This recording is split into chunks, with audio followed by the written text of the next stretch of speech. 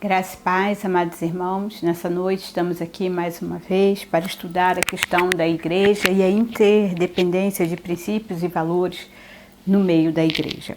E eu quero convidar a você a fechar seus olhos para que nós estejamos falando com o nosso Deus. Paizinho querido, muito obrigado, porque o Senhor é o Senhor das nossas vidas, o Senhor tem cuidado de cada um de nós. Te agradecemos por esse começo de semana, que seja uma semana em que o Senhor venha se manifestar nas nossas vidas de forma sobrenatural e abundante, nos fazendo a ir a um nível mais profundo de intimidade e comunhão contigo, entendendo o teu propósito e o teu querer para as nossas vidas. Visita, Senhor, cada um dos meus irmãos nessa hora, que a tua graça e o teu poder esteja sobre a sua vida, sobre a sua família, trazendo saúde, paz e harmonia nos seus lares. E que agora a tua palavra venha mais uma vez penetrar nos nossos corações para que nós possamos compreender a nossa vocação, o nosso chamado, o nosso serviço a ti em comunhão com os nossos irmãos. Assim oramos e já te agradecemos em nome de Jesus. Amém. Amados irmãos, então hoje nós vamos estar falando da interdependência de princípios e valores. Precisamos entender então alguns termos, né? Vamos começar falando de interdependência, que interdependência é a ligação que existe entre duas pessoas ou coisas e a reciprocidade nessa ligação, nessa dependência que há entre elas em virtude de qualquer ação que é feita. Então é quando nós trabalhamos em unidade, junto, e para que o nosso trabalho seja bem sucedido, eu preciso de você e você precisa de mim. Então trabalhamos nesse mesmo sentido e nessa mesma direção. Princípio é aquilo que é a nossa base, aquilo que norteia a nossa caminhada, aquilo que é fundamental, aquilo sobre o qual nós estamos alicerçados. E valores é o conjunto, né, de características que determina como é a ação de uma pessoa, como ela age, aquilo que é importante para ela, e isso reflete nas suas ações. Então, com base em tudo isso, nós vamos estar estudando nessa noite, refletindo acerca desses princípios, desses valores para a caminhada da igreja, para a nossa caminhada. E aí o texto proposto para nós está lá em Romanos 3, do versículo 27 ao 31. Mas vamos começar lendo o versículo 27 e 28, que diz assim: onde, pois, a jactância foi de todo excluída? Por que lei? Das obras? Não, pelo contrário, pela lei da fé. Concluímos, pois, que o homem é justificado pela fé, independente das obras da lei. Então, o apóstolo Paulo, ele começa a falar com a igreja, a respeito da necessidade de nós entendermos que nós estamos ligados uns aos outros, dependemos uns dos outros para fazer a obra. Como estávamos estudando domingo, né? Qual é a missão da igreja? A missão da igreja é colaborar com a ação de Deus em salvar o mundo. E nós precisamos entender que nessa ação de colaboração, que é a missão da igreja, nós trabalhamos em unidade. Eu dependo de você, você depende de mim, então somos interdependentes para cumprirmos essa missão e essa tarefa. E essa tarefa, ela precisa ser cumprida sem arrogância, sem a jactância, sem o orgulho, sem que eu ou que você tenha a si mesmo em conta elevada demais, menosprezando a ação e o trabalho dos outros. Então nós precisamos entender, assim como Paulo estabelece, que o que faz as coisas acontecer não é a nossa obra, mas é a ação de Deus na vida da igreja através de cada um de nós. Então isso precisa ficar muito claro, né? Que Paulo esclarece ao povo cristão em Roma que aquele que fica se autopromovendo por sua eficiência ao seguir a lei e menospreza outras pessoas, na verdade é alguém infeliz porque vive escravizado por ela. Não passa de um legalista que cumpre regras pelo fato de achar que receberá retribuições futuras da parte de Deus. Então, nós precisamos ter isso como um princípio muito claro para as nossas vidas. O que é que nos move? que é que move você a fazer essa obra, a cumprir essa lei? Então nós precisamos entender que nós fazemos não porque está estabelecido que não matará, mas eu entendo que quando vem a lei dizendo que eu não vou matar, que eu não devo matar, por que eu não vou matar? Porque isso irá entristecer o Espírito Santo de Deus, que não é isso que ele tem para a minha vida, não é isso que ele tem para a sua vida. Então, quando eu compreendo isso, isso faz um outro sentido. Um outro exemplo que a gente poderia dar agora é quando, eu sempre fico pensando nisso, né? Que às vezes quando a gente está andando de carro, você vê que o motorista às vezes ele não está usando o cinto de segurança. Mas quando se aproxima de uma autoridade, ele prontamente coloca o cinto. Mas ele coloca o cinto por medo da multa e não por compreender que ao fato dele usar o cinto, aquilo vai estar protegendo a sua vida, o livrando de acidente, e que esse acidente pode deixar sequelas gravíssimas na vida dele, marcando não somente a vida dele, mas a vida das outras pessoas que estão à sua volta. Como isso pode mudar a história da sua vida e das pessoas que estão envolvidas? Mas muitas vezes ele só coloca o cinto por medo da multa. E nós, como cristãos, como servos de Deus, muitas vezes só deixamos de pecar não porque não haja porque nós não queremos compactuar com o pecado, com as coisas erradas, porque muitas vezes nós queremos pecar, temos prazer no pecado, mas pecamos por quê? Porque temos medo da repreensão.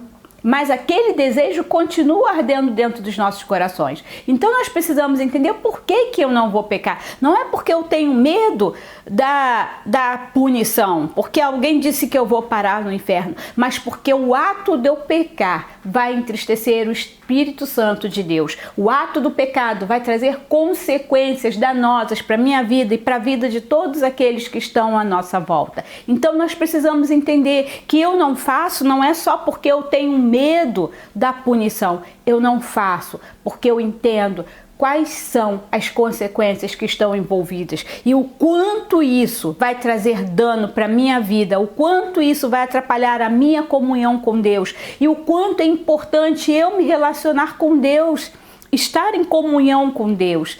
E se essa comunhão for rompida, isso trará prejuízos para a minha vida. Então a gente precisa entender, assim como Paulo falava para a igreja naquela época, ele está dizendo que você precisa entender isso. E nós, como igreja, precisamos entender que alguns valores e alguns princípios, eles podem variar de acordo com a cultura, com a convivência familiar, com a formação acadêmica, mas que quando nós fazemos parte da família da fé, quando nós temos Jesus Cristo como Senhor e Salvador, os princípios da palavra de Deus, o nosso princípio, a nossa base, o nosso fundamento é o Senhor Jesus Cristo, tudo aquilo que Ele fez e nos ensinou, tudo aquilo que Ele deixou como testemunho para mim e para a sua vida, é a nossa base, é o nosso princípio, é o nosso fundamento, por isso vivemos, para Ele vivemos, então nós não podemos abrir mão, e esses valores é a forma como eu e você praticamos essa fé, como cremos em tudo isso. Então nós precisamos entender que, sendo assim, a proposta de Paulo de refletir e praticar a fé alivia, conforta, liberta e salva a pessoa. Então, quando eu começo a entender que eu cumpro a lei não pela lei, mas por tudo aquilo que ela representa na minha vida, faz todo sentido. E aí, quem pratica a fé em Jesus Cristo fundamenta-se no exercício do amor, porque é pelo amor. Reconhece a sua incapacidade, não se vangloria por nada e não precisa temer a condenação, porque Cristo está presente em sua vida. Então, quando nós entendemos isso, que é esse exercício de viver essa interdependência, de não se vangloriar, de reconhecer quem se é de fato e a nossa dependência. Quantas vezes nós nos achamos mais santos do que o outro, que somos mais observadores da lei do que o outro, e isso aprisiona, traz um peso, um jugo muito pesado. Mas quando eu entendo o resumo dessa lei, amarás o Senhor teu Deus acima de todas as coisas, com toda a tua força, com todo o teu entendimento, é o teu próximo como a ti mesmo, quando eu entendo que o princípio, que todo mandamento se resume no amor a Deus, então eu entendo que tudo que eu faço porque eu amo. Quando nós amamos, nós temos liberdade, porque quem ama não planeja o mal do outro. Quem ama não se alegra com a injustiça.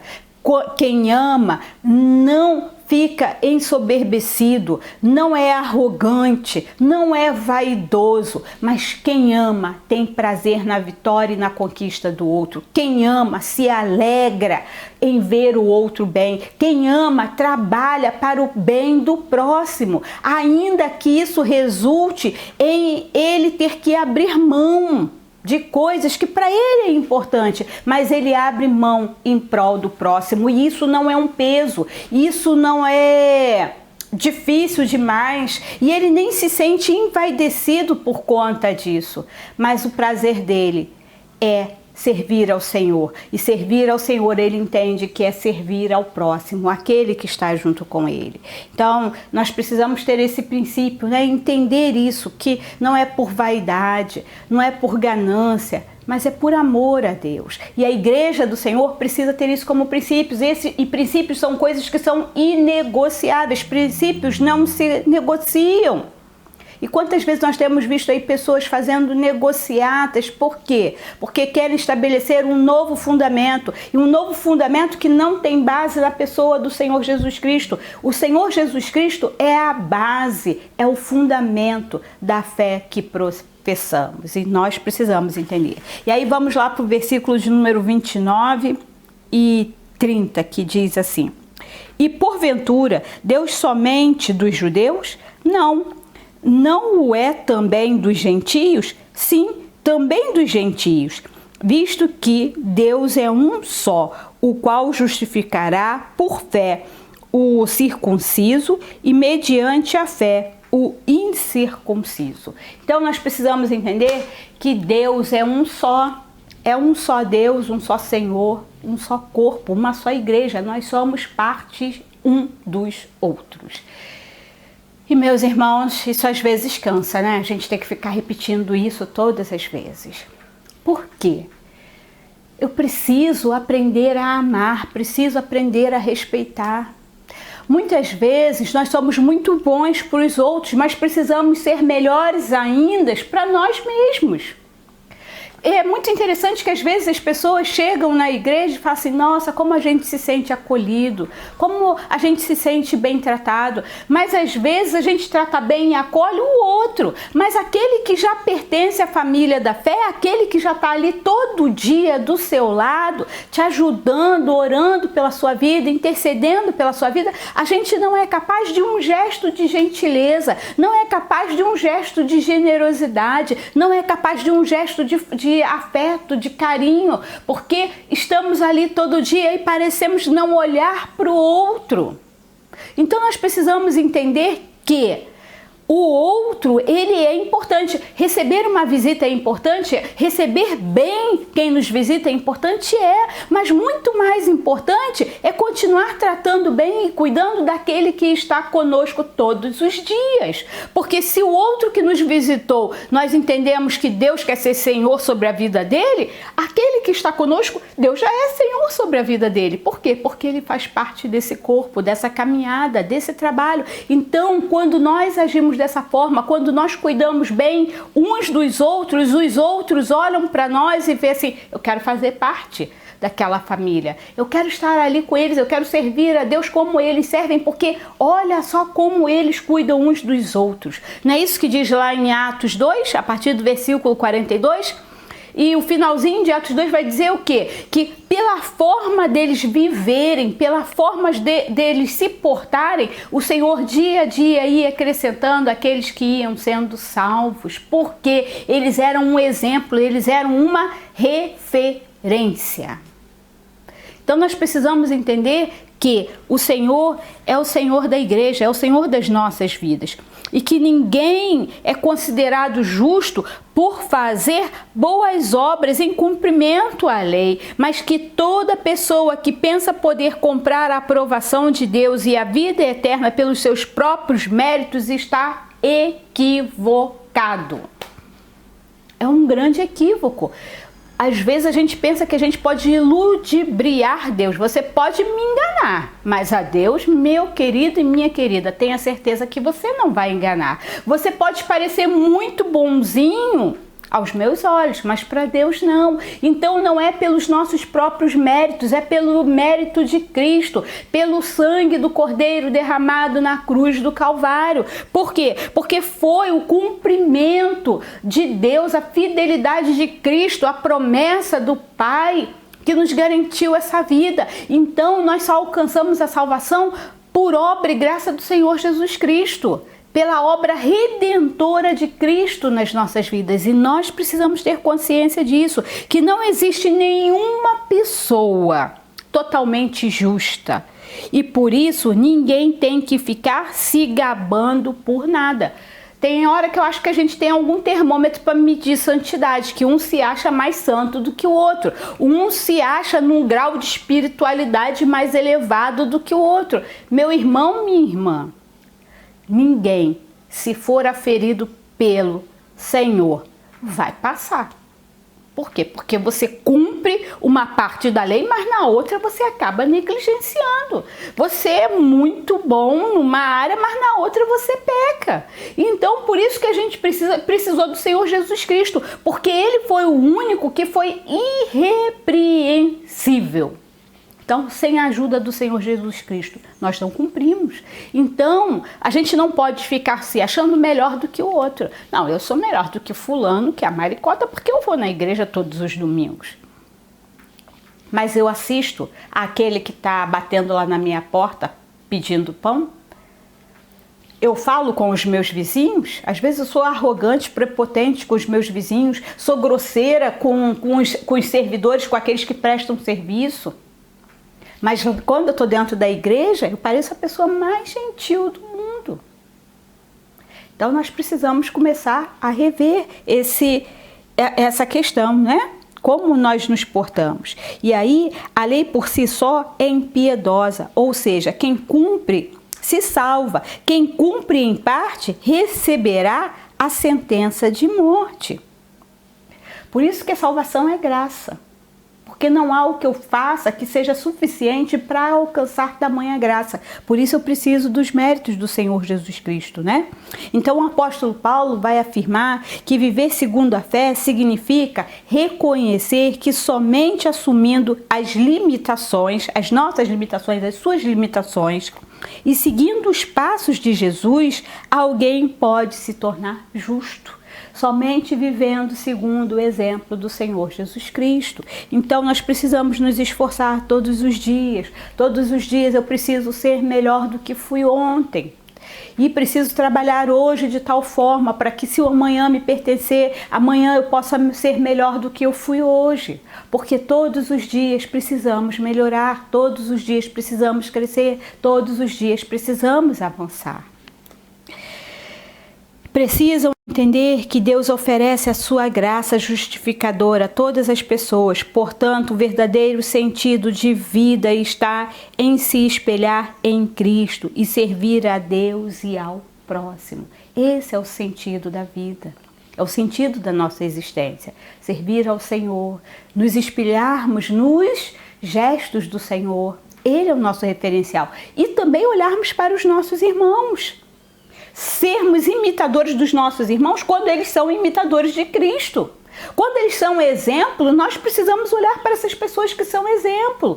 E já imaginou quantas pessoas estão olhando para você nesse momento? Quantas pessoas estão se espelhando em você?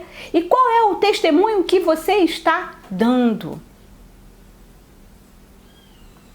Eu li no outro dia, ou alguém comentou comigo que estava na estrada, acho que foi um motorista de Uber que comentou comigo que estava na estrada e que o farol dele tinha falhado, chegou um grande nevoeiro e aí tinha um carro que estava à frente dele que tinha um farol de milha e que ele percebeu que o motorista de trás estava com dificuldade, então o que ele fez? Ele diminuiu a velocidade e ele serviu como guia para que aqueles carros que não tinham a mesma potência, que não tinham a mesma luz, pudessem chegar são e salvos no seu destino.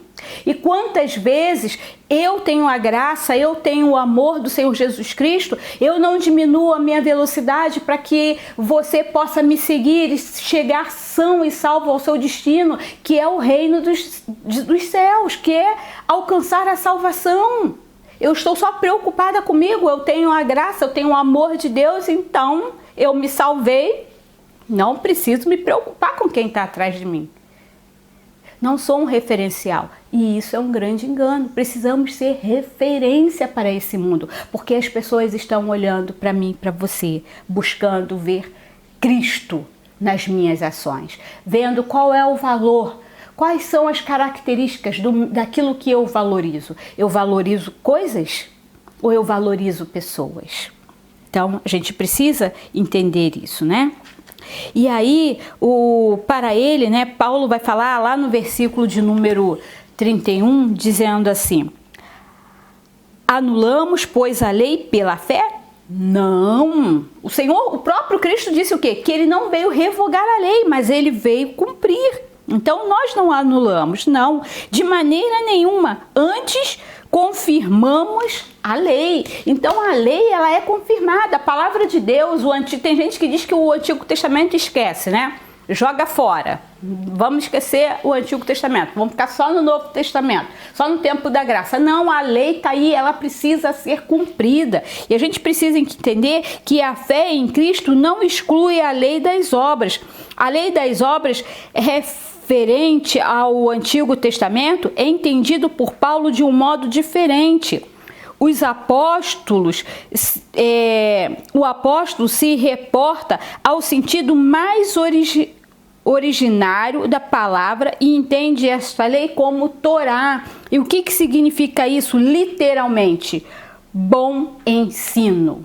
Eu preciso ter na palavra de Deus, no mandamento do Senhor, nas leis do Senhor, o bom ensino, aquele bom ensino para que eu e você tenhamos vida, para que a vida seja preservada.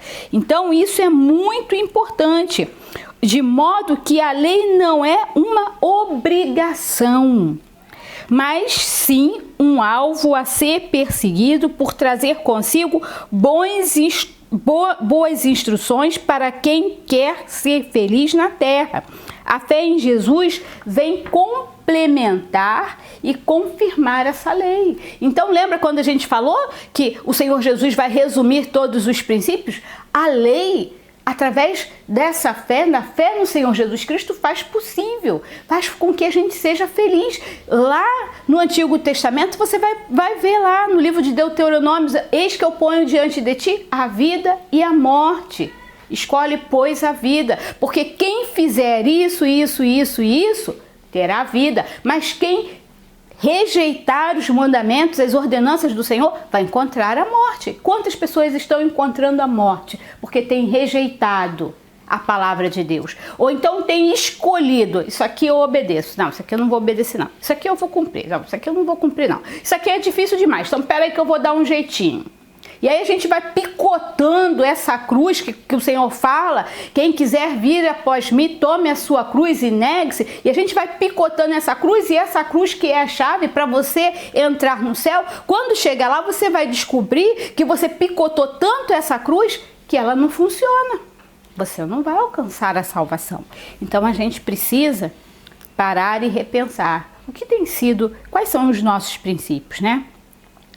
A fé em Cristo dá sentido à lei, à vida e às obras. Fazer boas ações não garante salvação de ninguém. Antes, essas atitudes precisam ocorrer como reflexo de uma vida com Cristo. Então, uma vida com Cristo me faz ter boas ações. Eu nunca vou esquecer, uma vez que a gente saiu para distribuir alimento, e que a gente encontrou um grupo que já estava distribuindo alimento e que eu achei muito interessante, que eles pegavam alimento e lançavam assim de longe, sabe, não querendo muito contato com aquelas pessoas. E ali naquele momento eu percebi que eles estavam ali apenas cumprindo uma obrigação.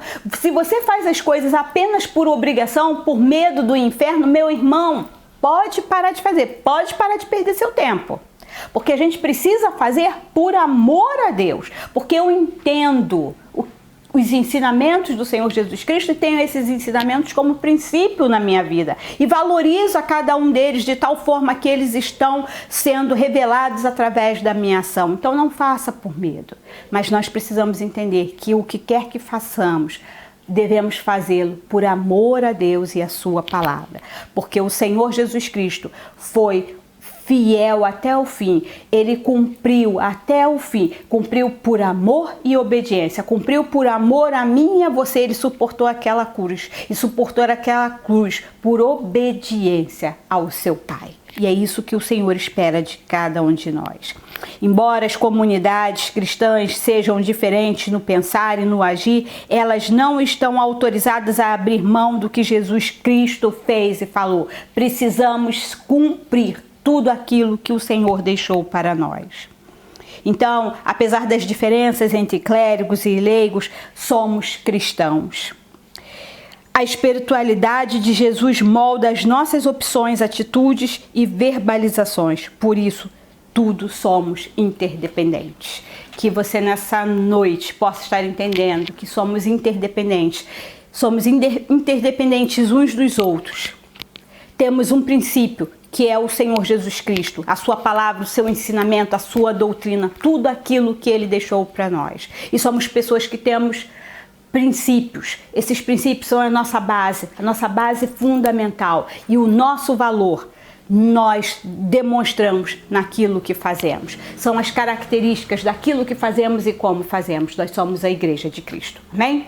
Senhor, toma as nossas vidas em Tuas mãos e ajuda-nos, Senhor, a viver essa interdependência de acordo com os princípios estabelecidos pela Tua Palavra e agirmos de forma que as pessoas possam ver Cristo em nós através das nossas ações, em nome de Jesus. Amém. Que Deus nos abençoe.